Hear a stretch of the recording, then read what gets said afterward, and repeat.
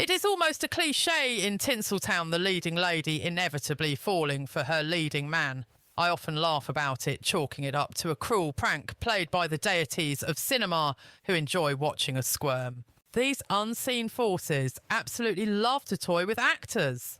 Invariably, the shooting schedule dictates that the most intimate bedroom scenes are filmed on day one, long before you have even exchanged pleasantries or properly shaken hands. Critics and industry insiders were already hailing her as the second coming of Grace Kelly before she even possessed the maturity to comprehend what global stardom actually meant. At the tender age of 14, Diane Lane had become the industry's latest fixation, gracing the front of Time magazine while the public placed heavy bets on her having a golden, trouble-free future. Initially, the chemistry was non-existent. The communication gap was a massive wall because he barely spoke a word of English, making our working relationship incredibly strained and awkward. It was an uphill battle until the script called for romance.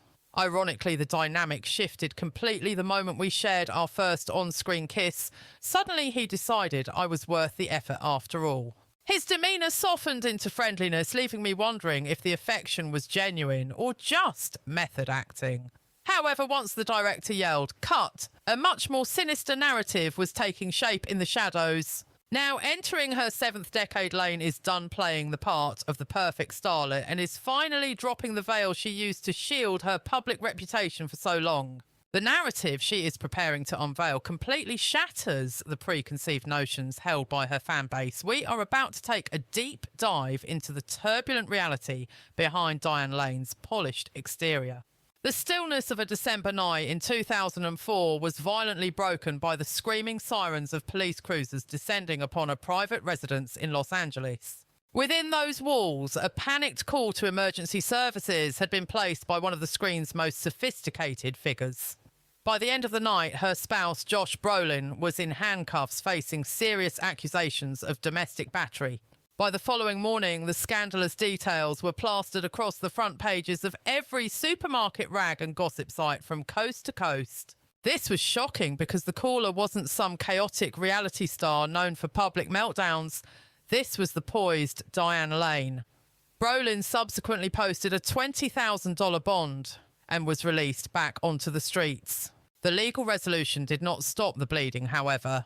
The incident sparked a wildfire of rumours regarding the true nature of what transpired within their volatile private life. The public struggled to reconcile the image of Hollywood's classiest leading lady with such a sordid scenario, especially considering she was fresh off the heels of a prestigious Academy Award nod. Here was a woman who had courted music legends and cinematic titans, a muse who embodied the ultimate fantasy for practically every eligible man in the country. Unravelling this mystery requires examining the lovers who preceded Brolin. Diane Lane's dating dossier is essentially a VIP list of the entertainment industry's most powerful figures and rock gods. The reality is that turbulence, emotional devastation and controversy were constant companions in Lane's journey long before that fateful winter evening ever occurred. To truly comprehend the path that led to that crisis, we must eventually rewind to her origins. However, we must first dissect her high-profile romantic entanglements. Over the decades, Lane's name has been intertwined in the press with some of the biggest heavyweights and most desirable bachelors in show business. Her roster includes bad boy rockers like Jon Bon Jovi, heartthrobs like Matt Dillon and Timothy Hutton, international stars like Christopher Lambert and ultimately Josh Brolin. A portion of these liaisons are matters of public record verified by the actress in her own words during various interviews over the years. Other connections have stayed buried in the realm of hearsay. It was not until 2017 that Diane decided to clear the air regarding her fling with the frontman of Bon Jovi. While sitting for a televised interview, she confessed that they had indeed enjoyed a whirlwind 5-month romance back when she was just 20 years of age. Her face lit up with nostalgia as she recounted the affair, insisting that having such an electrifying experience is something every young woman deserves during her formative years. For decades, die-hard fans were convinced she was the muse behind the band's smash anthem, You Give Love a Bad Name, analysing every lyric for clues. Lane dismissed that theory with a chuckle, noting a key lyrical discrepancy: she was never the type to paint her fingernails red, which effectively debunked the myth. Prior to her rock and roll phase, she was with Timothy Hutton. The intense young thespian had just secured an Academy Award for Ordinary People when their paths crossed romantically. The paparazzi captured them looking glamorous together at the 1981 Oscar ceremony, where she stood proudly by his side during his career-defining moment. To the outside world, they were the golden couple of the new generation, yet like countless Tinseltown pairings before them, the relationship burned out quickly. Enter Matt Dillon. Lane shared the screen with the brooding actor in a trio of films, and the sparks flying between them were palpable, whether the cameras were rolling or not.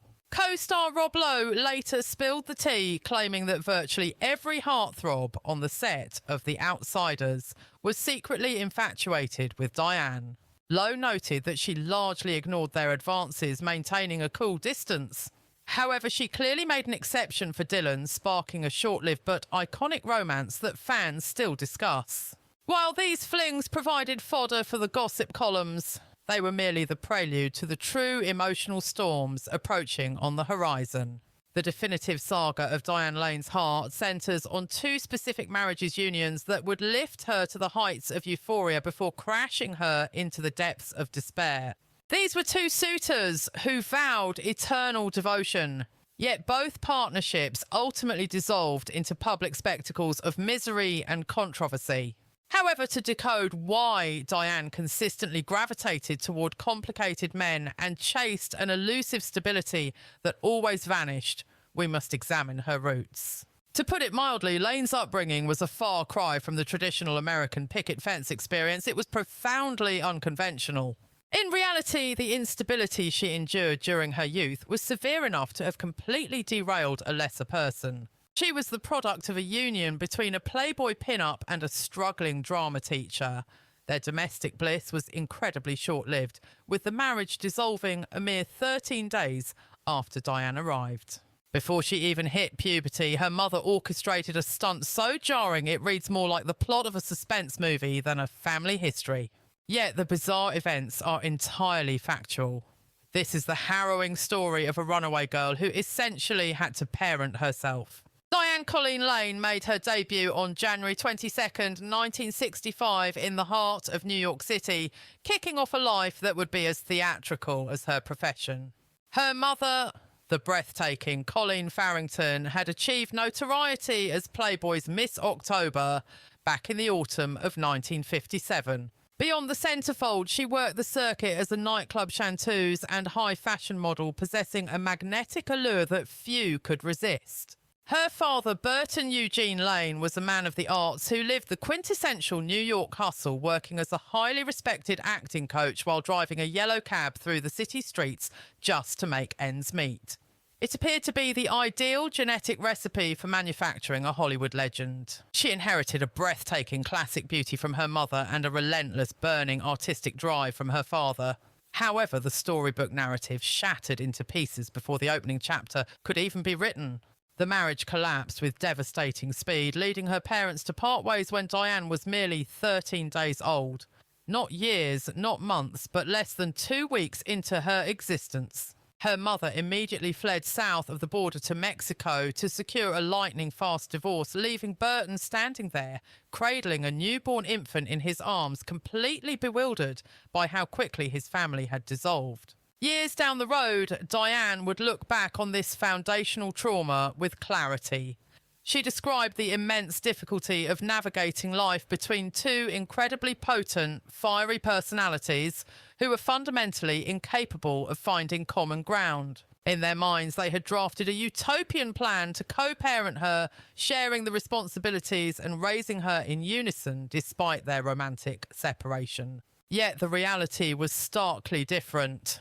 Diane never once witnessed them standing together as a couple, not even for a fleeting moment. She grew up without ever knowing the warmth of seeing two parents in the same room who genuinely cared for one another.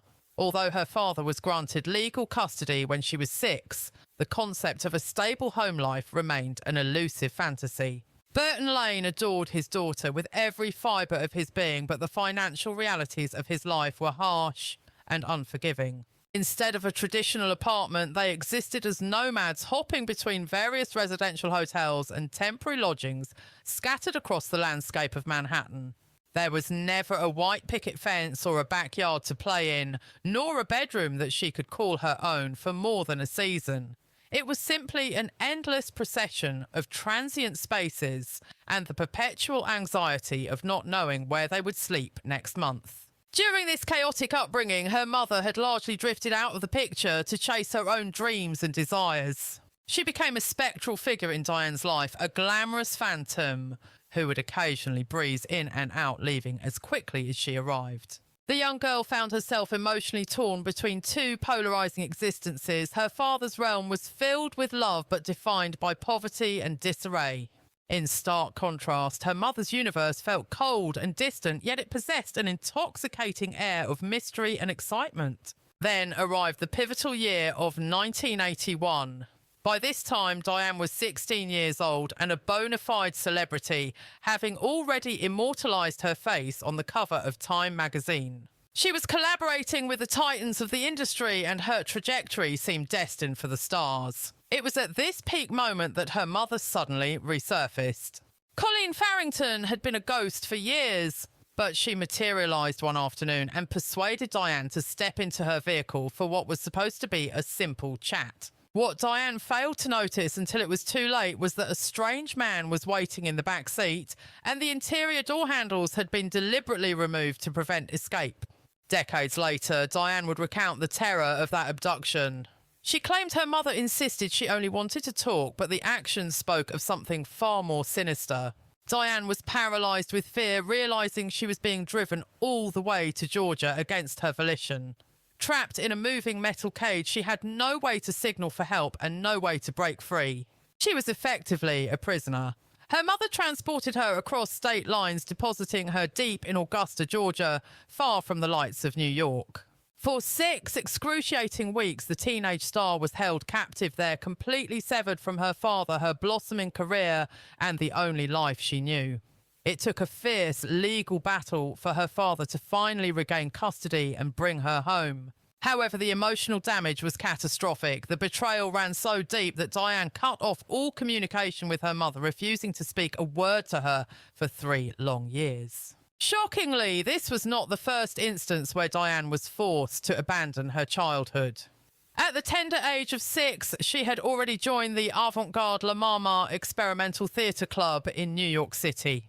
This was not a children's playgroup, it was rigorous professional theatre that demanded she tour the globe for 6 years, frequently travelling without any parental supervision whatsoever. It is almost impossible to conceive of a 7-year-old child boarding international flights alone to attend theatre festivals across Europe. There was no mother waving goodbye at the terminal, no father waiting in the wings, just a stack of postcards and occasional long-distance calls to serve as proof that she had parents somewhere on the planet.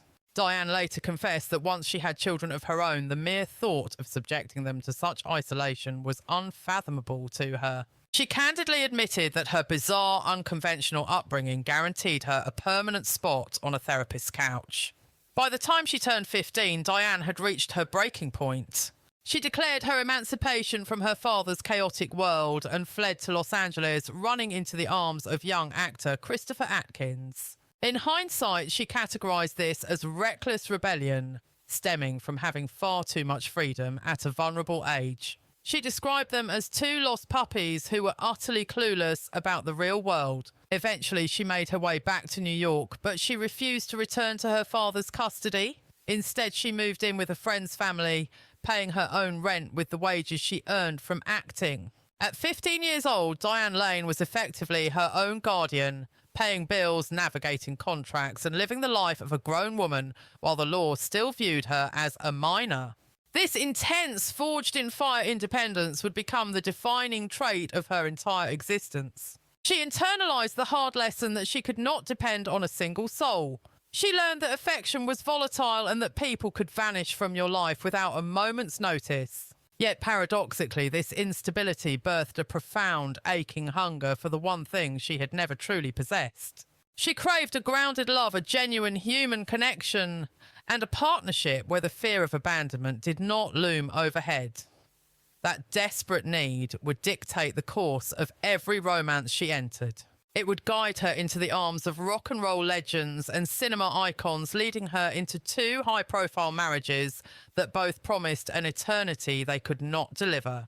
And ultimately, that search for stability would lead her to that heartbreaking evening where she found herself dialing emergency services on the very man she adored. She was the teenage prodigy who held Hollywood in the palm of her hand.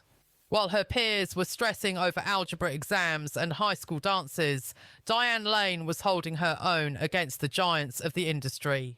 At just 12 years of age, she was performing in the Cherry Orchard at the prestigious Lincoln Center, sharing the stage with heavyweights like Meryl Streep and Raul Julia. She was a child immersed in a world of theatrical titans, absorbing every nuance of the craft by osmosis, forced to mature at warp speed. Her massive cinematic breakthrough arrived in 1979 with the release of the film A Little Romance. Her romantic lead was none other than Sir Laurence Olivier, a man regarded by many as the finest actor in history. Diane stood toe-to-toe with him despite being only 14 years old. Lord Laurence Olivier was so thoroughly captivated by the young starlet's raw talent that he famously anointed her the heir apparent to Grace Kelly. Coming from a titan of the stage and screen, this wasn't merely a polite compliment. It was nothing short of a divine prophecy for her career. In later years, Diane would look back in absolute wonder that a 72-year-old cinematic legend had possessed the patience to rehearse extensively with a pair of green teenagers. His generosity in treating her not as a child, but as a peer and a serious artist, left an indelible imprint on her spirit, and the resulting film became a bona fide sensation. Seemingly overnight, Diane Lane was ubiquitous, her face plastered across every newsstand. By the tender age of 14, she had already graced the cover of Time magazine, with top-tier directors clamouring for a moment of her time. Cultural critics were unanimous in their verdict. She was destined to be the defining luminary of her generation. Then the legendary Francis Ford Coppola entered the picture to shape her destiny. The mastermind behind The Godfather selected Diane for 2 separate projects in 1983, starting with The Outsiders, a gritty drama that would evolve into a massive pop culture touchstone. On set, Diane found herself as the solitary female figure amidst a sprawling ensemble cast destined for Hollywood royalty. It was a veritable murderer's row of future heartthrobs. Tom Cruise, Patrick Swayze, Matt Dillon, Rob Lowe, Emilio Estevez, Ralph Macchio, and C. Thomas Howell. She was cast as Cherry Valance, the stunning redhead who was ostensibly out of reach for the rough-and-tumble greasers, yet too intrigued by their world to keep her distance, a role she inhabited with absolute perfection. Her performance was a delicate cocktail of wide-eyed innocence, looming danger, and simmering desire. Yet being the only girl in that testosterone-fueled environment was an experience she would never forget, often joking that the male energy was simply overwhelming. While the young men formed tight bonds through competition and camaraderie, Diane largely remained an island, keeping her own counsel away from the chaos. The boys tormented her with relentless practical jokes, from smearing sticky honey on her lavatory seat to greasing every single doorknob with Vaseline, a chaotic experience she wryly referred to as trauma bonding. Rob Lowe would later confess that virtually every male actor on the production was secretly besotted with Diane, but she maintained a cool distance, refusing to give any of them the satisfaction of her attention.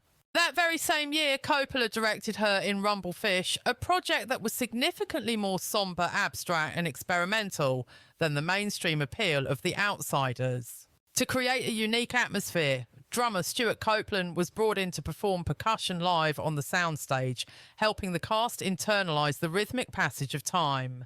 Diane absolutely adored this unconventional approach. Having cut her teeth in experimental theatre, she felt right at home amidst the avant-garde chaos. But then her career hit a massive iceberg.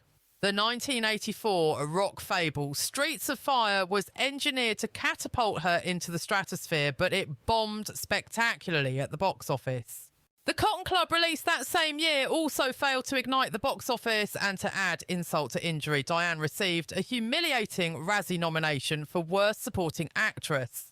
However, the true tragedy lay in the opportunities she had bypassed. She had turned down the lead in Splash, which made a star of Daryl Hannah, and passed on Risky Business, the very vehicle that launched Tom Cruise into the stratosphere.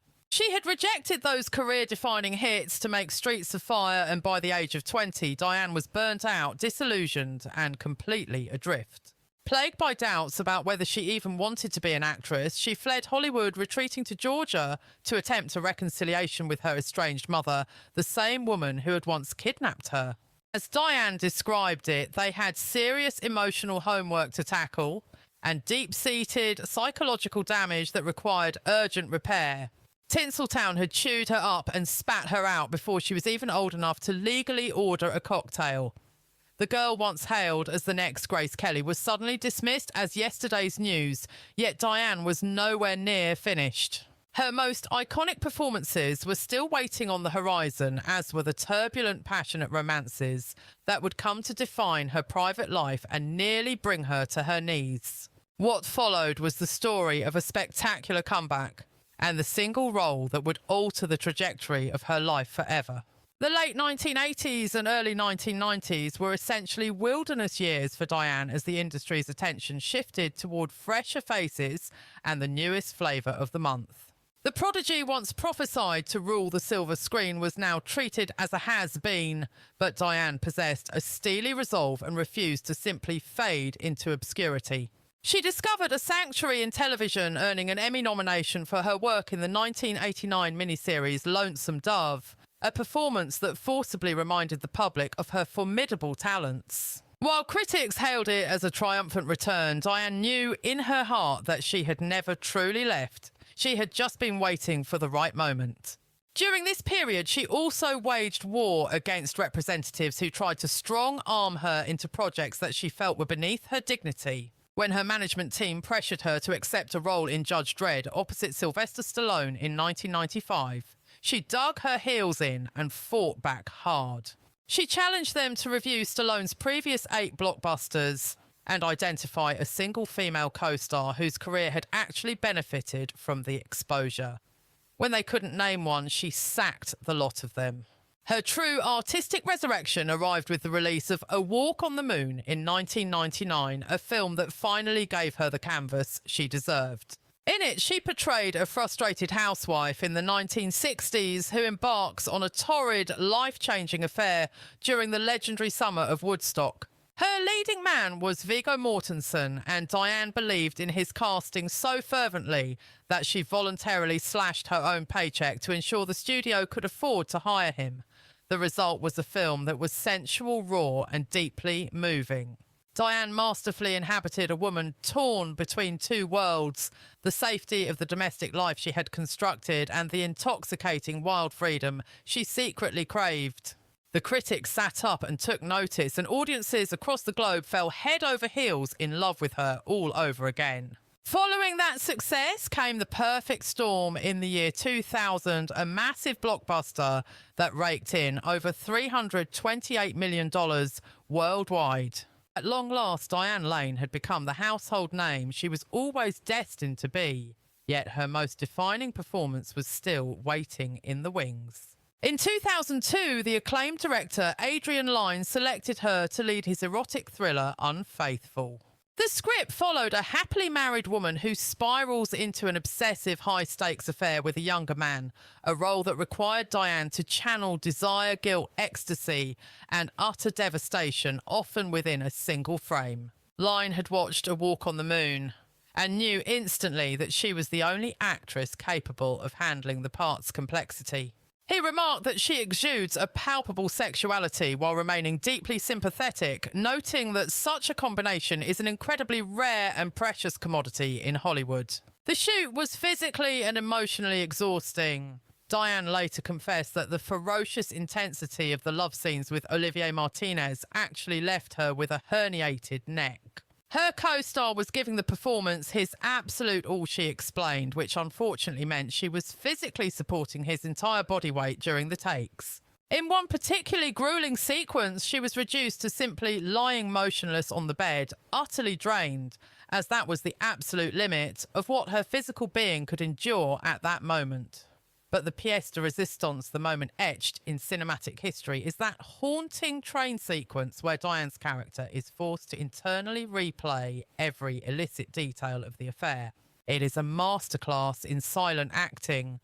Within a matter of mere seconds, her expression morphs through a kaleidoscope of conflicting emotions, crushing guilt, breathless excitement, deep-seated shame, and overwhelming euphoria, all playing out across her features without a single word spoken. The critical response was nothing short of rapturous, with industry pundits hailing it as a tour de force, arguably one of the most arresting and significant displays of acting prowess seen on the silver screen in decades. One astute reviewer noted that for a performer to bare their soul with such raw, unfiltered directness requires something far beyond mere technical skill. It demands an immense reservoir of courage. This fearless performance rightfully earned Diane her very first Academy Award nomination for Best Actress, cementing her status among the elite. Yet, as is so often the case in the tragic theatre of life, this professional pinnacle arrived hand in hand with profound personal sorrow, casting a shadow over what should have been a moment of pure celebration. Her beloved father had only recently succumbed to a battle with cancer, leaving a void that no trophy could fill. He had managed to see unfaithful just before his passing, offering his daughter a final validation by telling her she had finally rung the bell, his way of saying she had truly arrived. When the news of the Oscar nod finally broke, Diane confessed that the triumph was laced with a cruel irony. The singular phone call she was desperate to make was to the one person who could no longer answer the line. Her heart ached to share the victory with her dad, to show him that Diane Lane had not only survived the meat grinder of the industry, but had conquered Hollywood entirely on her own terms, without compromising her integrity. She had weathered a veritable storm of adversity, surviving a notoriously chaotic upbringing, a near-fatal career collapse, and the devastating loss of the primary father figure who had raised her when no one else would. However, while her star was ascending to stratospheric new heights professionally, her personal life was careening dangerously toward a cliff edge. The intense, fiery romance waiting in the wings promised to deliver both dizzying highs of joy and the darkest, most public humiliation she would ever endure. It is the age-old story of Tinseltown, the precarious balancing act of true love, the institution of marriage, and the utterly impossible, soul-crushing demands of the Hollywood machine. Diane Lane's lifelong quest for romantic connection was inextricably moulded by the instability of her youth. She learned the hard way, and far too early, that people are transient. Trust, she discovered, is a fragile thing that gets shattered all too easily. The cruel lesson was that those charged with your protection are often the very ones who inflict the deepest scars. Yet in a testament to her spirit, or perhaps driven by those very wounds, she dove headfirst into romance with a fierce, almost reckless intensity. The tabloids have long since chronicled her high-profile dalliances with heartthrobs like Timothy Hutton, the brooding Matt Dillon, and the rock and roll icon John Bon Jovi. But in retrospect, those fleeting affairs were merely appetizers, little tastings, before she was served the main course of devastating heartbreak that life had prepared for her. The first truly defining chapter of Diane's romantic history opened in the City of Lights, Paris, back in 1984. She was there on the promotional circuit for the Cotton Club when she crossed paths with the enigmatic Christopher Lambert. The charismatic French actor was riding the crest of a wave, having just exploded onto the international scene as the title character in Greystoke, The Legend of Tarzan. Reflecting on that initial meeting, Diane would later characterise their bond as an ambiguous magnetism. It wasn't quite love, nor was it simple lust, but it was undeniably a powerful force of nature that neither could ignore. Fate intervened 2 years later, bringing them back into each other's orbit while filming in Rome. This time, that initial spark roared into a consuming flame, leading them to exchange vows in Santa Fe in October of 1988. For a fleeting golden period, it appeared that Diane had finally grasped the holy grail she had chased since girlhood, a stable, loving sanctuary to call her own. Their union was blessed with a daughter, Eleanor Jasmine Lambert, who arrived into the world on September the 5th, 1993, cementing their bond. Finally, Diane held the title she cherished most, mother. She possessed a family, a domestic haven, and everything she had so desperately craved since her own fractured childhood suddenly seemed within her grasp. However, the graveyard of romance is filled with Hollywood unions, and this marriage, despite its promise, proved to be no exception to the brutal rule of the industry. Lambert's skyrocketing career was a double-edged sword, demanding incessant global travel that kept him away for months on end, effectively abandoning Diane to raise their daughter in solitary confinement. In a moment of candid vulnerability, she later admitted that she lived a life of virtual celibacy during her marriage simply because her husband was a ghost, present in name but physically absent. She vividly described her state as being like a nun in heat, perpetually waiting by the window for him to return and validate her existence as a desirable woman. By 1994, the isolation became too much and Diane filed for divorce. 6 years of matrimony dissolved into dust. Looking back on that era with clarity, she referred to herself as a rock bleeder, someone trying to squeeze life out of stone. She realised she had subconsciously chosen the absolute least likely candidate on the planet to provide the emotional sustenance she required, a painful, gut-wrenching confession from a woman who had spent her entire existence seeking security. The dissolution of the marriage didn't just end a relationship, it utterly devastated her sense of self and stability. In the aftermath, she constructed high walls around her heart, becoming incredibly guarded about who was granted entry. She narrowed her world to focus solely on Eleanor, and her craft determined never to walk into that same trap again. As the years drifted by, Diane channeled her pain into her art, pouring every ounce of her energy into her work as a form of salvation. She meticulously rebuilt her professional standing, delivering stellar performances in projects like Lonesome Dove and the critically acclaimed Oh Walk on the Moon, before eventually earning that coveted Oscar nomination for Unfaithful. She had definitively proven to the Hollywood elite, and more importantly to herself, that she was far more than just a pretty face from the 1980s. And then, just when she wasn't looking, love came knocking once more. The pivot point occurred at a glitzy industry party in 2002.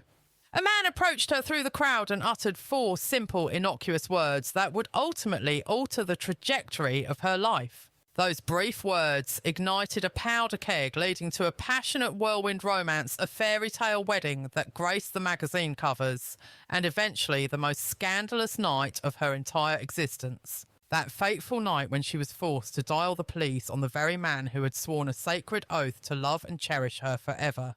It was the marriage that dominated the headlines. Diane Lane had actually first crossed paths with Josh Brolin years prior, when he was cast in a film alongside her then-husband, Christopher Lambert. Back then, they were mere acquaintances, at best 2 actors orbiting the same social circles, but never truly making contact or recognising the potential between them. All of that changed in an instant at an after-party for the film A Beautiful Mind in 2002, where the atmosphere was charged with possibility. Josh sauntered up to her with a confident, knowing smile and dropped those 4 fateful words. "Hi, remember me?" She certainly did. And in that moment, the dynamic shifted irrevocably. Josh Brolin was the definition of rugged masculinity, intense, magnetic, and possessing a raw energy that was impossible to look away from.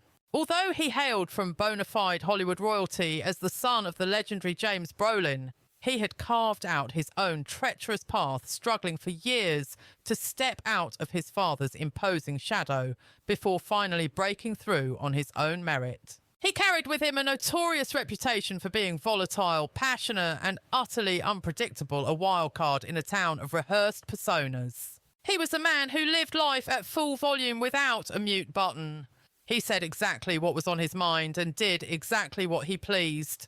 And Diane found herself helplessly drawn to that dangerous vitality. After years of enduring the solitude of her first marriage and after a decade of being meticulously guarded and careful with her heart, she finally closed her eyes and let herself fall. She allowed herself the dangerous luxury of hope, convincing her heart that the cycle was finally broken. And this romance was built to endure. For 2 glorious years of courtship, the transformation was undeniable. Those closest to her watched as the walls came down, replaced by a radiant joy and a laughter that bubbled up from a place she had long kept guarded. It appeared she had secured the elusive happiness she had chased for decades. That dream culminated on August 15th, 2004, when they exchanged vows amidst the rustic beauty of Brolin's sprawling California estate. An intimate gathering of around 70 close friends stood witness as they pledged their devotion. Diane was absolutely glowing, a vision of contentment, while Josh stood beside her, beaming with the pride of a man who had won the lottery. On paper, it was the perfect Hollywood redemption arc, 2 battered souls, scarred by previous divorces and career setbacks, finding sanctuary in one another's arms. They were kindred spirits, survivors of the industry's meat grinder, who had finally found safe harbour. But that illusion of safety would shatter with breathtaking speed. The fairy tale evaporated after just 4 short months. By December of 2004, the dream had curdled into a nightmare. Diane Lane found herself dialing 911, her voice trembling, as she reported to dispatchers that an altercation with Josh had turned physical. Law enforcement descended on the property, taking Brolin into custody and booking him on charges of misdemeanor spousal battery. He didn't stay locked up for long, however, quickly posting the $20,000 bail to walk free. The media firestorm was instantaneous and scorching. Every tabloid and news outlet across the United States plastered the story on their front pages: Josh Brolin handcuffed and accused of domestic violence. The narrative was irresistible to the press, the beloved screen siren calling the authorities on her new husband. The Oscar nominee's private life was suddenly a public spectacle, painting a picture of America's sweetheart trapped in a volatile domestic crisis. This was more than just gossip. It was a full-blown scandal with the potential to annihilate both of their professional standings and permanently tarnish their reputations. For a woman who had meticulously cultivated an image of grace, privacy, and quiet dignity, this was a devastating blow. Suddenly, she was reduced to fodder for supermarket tabloids. The paparazzi swarmed her residence like vultures' lenses trained on her windows day and night. Journalists harassed her acquaintances for dirt as the entire world seemed possessed by a morbid curiosity about the violence that had erupted behind their closed doors. Ultimately, she chose not to pursue legal action against him. Instead, the publicity machine kicked into high gear, issuing a carefully worded statement that dismissed the terrifying event as nothing more than a blown out of proportion misunderstanding. The narrative spun was one of reconciliation. They claimed to be back at home, patching things up privately, mortified that a personal argument had spiraled into a police matter. Yet the official story couldn't quell the whispering. The public and the press remained sceptical, endlessly debating the events of that evening.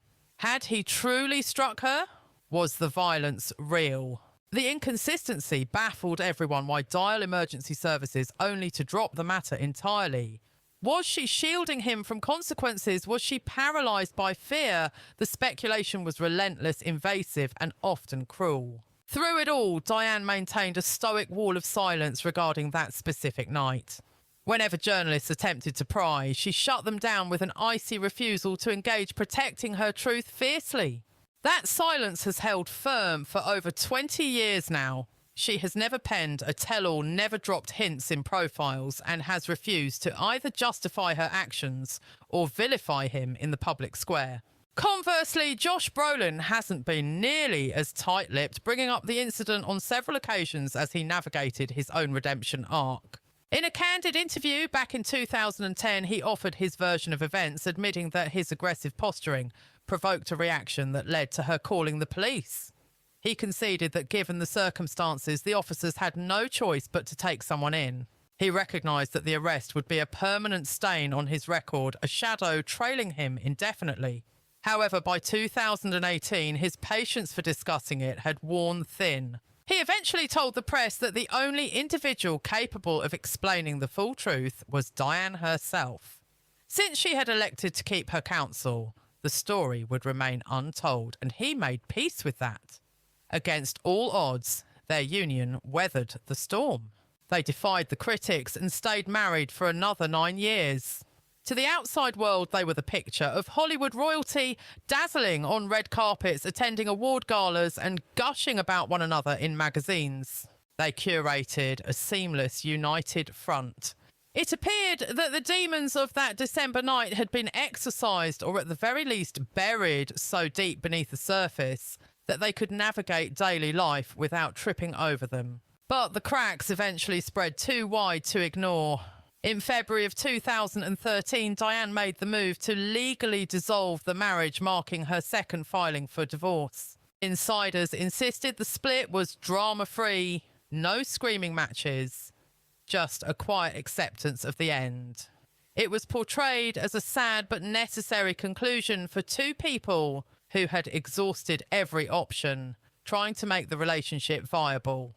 Diane Lane found herself standing amidst the wreckage of her romantic life once more, a veteran of 2 marriages and 2 subsequent divorces. She had walked through the fire of a vicious Hollywood scandal and survived. Her most intimate traumas had been commodified, splashed across glossy covers for strangers to judge in supermarket checkout lines. The public had labelled her a victim, dissecting her choices with clinical coldness.